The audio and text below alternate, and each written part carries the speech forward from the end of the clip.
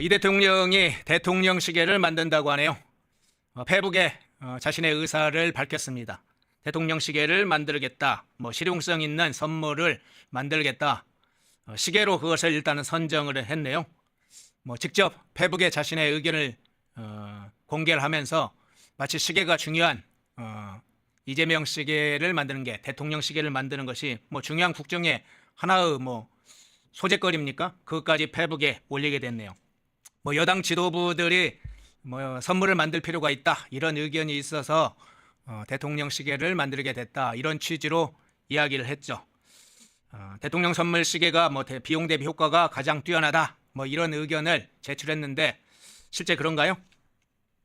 역대 정부도 물론 대통령 시계를 만들었습니다. 대통령 시계의 정치학이라고 불리기도 하는데요.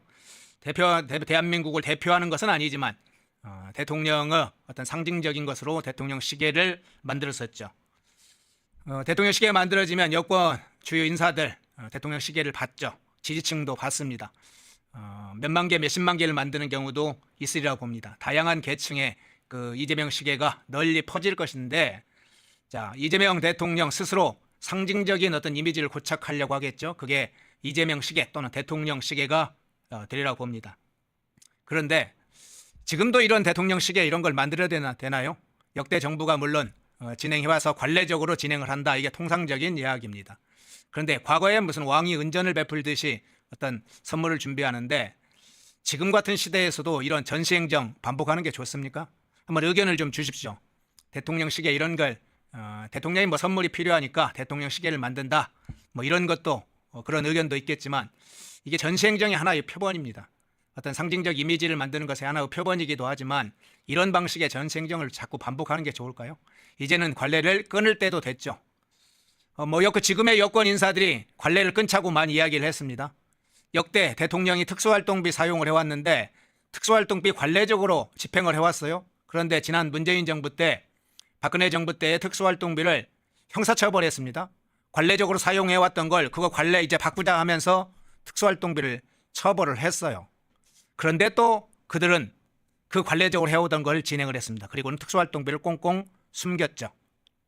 국회에서는 여당 상임위 배정을 할 때 통상적으로 국회의장은 여당이, 법사위원장은 야당이 맞는데, 그거 법사위원장이 서로 배분을 할 때 관례적으로 배분을 해왔는데, 이제 그 관례도 지난번 정청래는 관례는 깨라고 있는 것이다, 바꾸라고 있는 것이다, 그래서 법사위원장 야당한테 못 주겠다고 하는 거 아닙니까?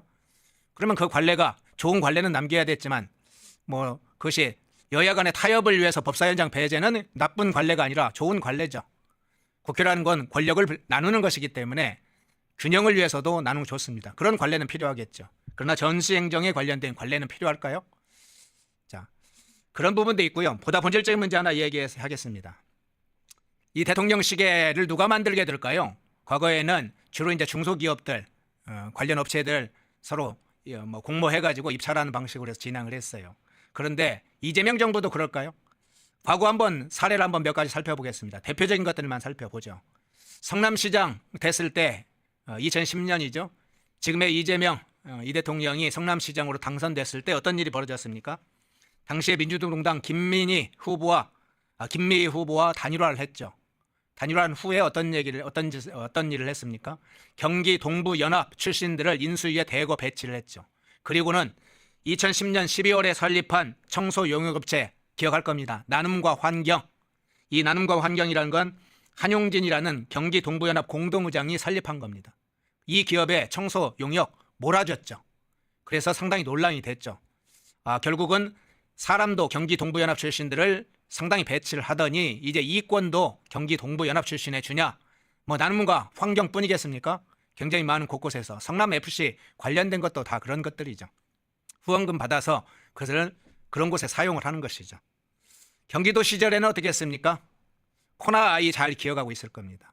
이 코나 아이 만들어서 수수료와 낙전 수익을 챙겼죠. 이제 지역화폐를 경기도에서만 아니라 전 국민 단위로 하겠다고 지금 시행을 준비를 하고 있습니다. 이 코나 아이를 뒤에서 도와준 곳이 있죠. 경기도 상권시장진흥원. 거기에는 이재명 측근이라고 불리는 인사들이 배치가 됐었죠. 그것뿐만 아닙니다. 경기도 농수산진흥원, 여기에도 원장에 더민주전국혁신의 의장을 지금 맡고 있는 강유원 한총련 의장을 배치를 했죠. 자, 코나1로 상징되는 지역화폐, 경기도 농수산진흥원, 경기도 상권진흥원 이런 곳에 자 이권이 관련된 곳에는 다 그렇게 배치를 해서 보이지 않는 곳으로 돈이 흘러가게 합니다. 사회적 기업, 협동조합 뭐 이런 이름으로 굉장히 많은 이권 카르텔이 작동하고 있죠. 우리가 가장 잘 알고 있는 건 태양광 에너지죠. 탈원전을 모토로 한 태양광 에너지. 그런 이권이 작동할 텐데 대통령실에는 누가 만들게 될까요? 이권 카르텔이 어떻게 작동하겠습니까?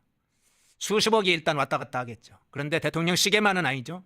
시계에서 시작된 것은 대통령 선물로 여러 형태로 확장되겠죠. 그러면 거기에 따르는 돈은 어디로 흘러가는 겁니까? 어디에서 제작해서 어디로 돈이 흘러가는 겁니까? 자, 주목할 부분들입니다.